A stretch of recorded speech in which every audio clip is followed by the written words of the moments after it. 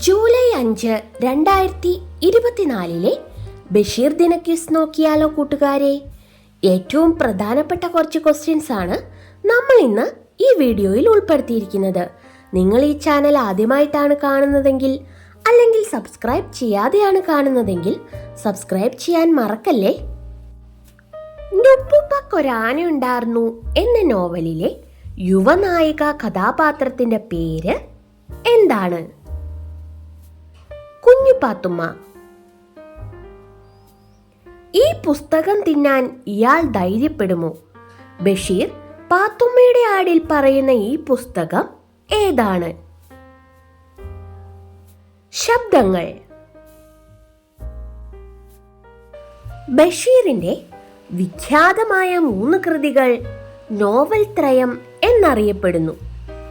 ഏതൊക്കെയാണ് ആ നോവലുകൾ? നുപ്പുപ്പക്കൊരാനയുണ്ടായിരുന്നു, പാത്തുമ്മയുടെ ആട്, ബാല്യകാല സഖി. ബഷീർ മലയാളത്തിലെ സർഗവിസ്മയം. ഇന്ത്യൻ ഭാഷയിൽ ഒരു വിദേശി ഒരു ഇന്ത്യൻ എഴുത്തുകാരനെ കുറിച്ച് രചിച്ച ആദ്യ പുസ്തകം.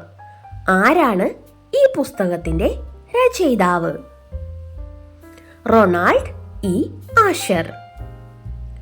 ബഷീർ ചെയ്ത ഒരു പ്രഭാഷണം ഗ്രന്ഥമായി പ്രസിദ്ധീകരിച്ചിട്ടുണ്ട്.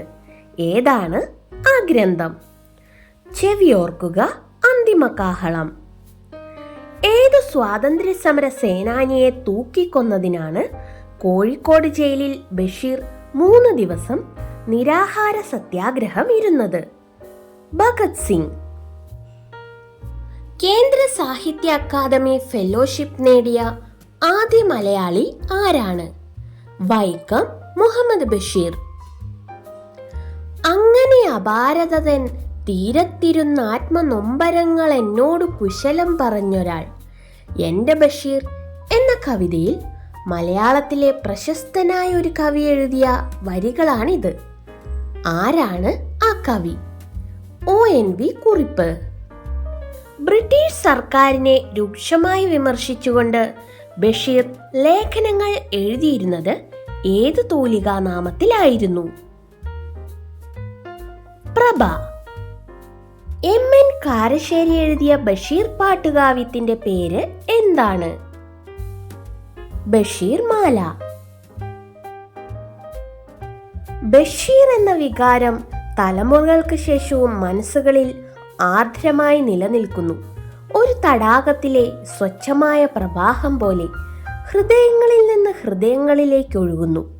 ഉപ്പുപ്പാന്റെ കുഴിയാനകൾ എന്ന ബഷീർ വിമർശന കൃതിക്ക് മറുപടിയായി വന്ന പുസ്തകമായ ബഷീറിന്റെ ഐരാവതങ്ങൾ എന്ന പുസ്തകത്തിന്റെ എഡിറ്റർ കുറിച്ച വാക്കുകളാണ് മുകളിൽ പറഞ്ഞത്. ആരായിരുന്നു ആ എഡിറ്റർ? EM അഷ്റഫ്. ബഷീറിന്റെ ചിത്രം പതിച്ച 5 രൂപ സ്റ്റാമ്പും 2 രൂപയുടെ പ്രഥമ ദിന കവറും കേന്ദ്ര സർക്കാർ പുറത്തിറക്കിയത് എന്നാണ്? 2009 ജനുവരി 1.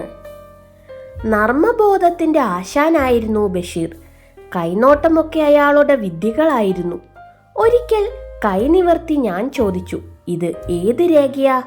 ബഷീർ പറഞ്ഞു, കൈയുടെ നടുവിലുള്ള രേഖയാണോ? അത് കൈ മടക്കാനുള്ള രേഖയാണ്. ആരാണ് ബഷീറിനെ കുറിച്ച് ഇങ്ങനെ പറഞ്ഞത്? പൊൻകുന്നം വർക്കി.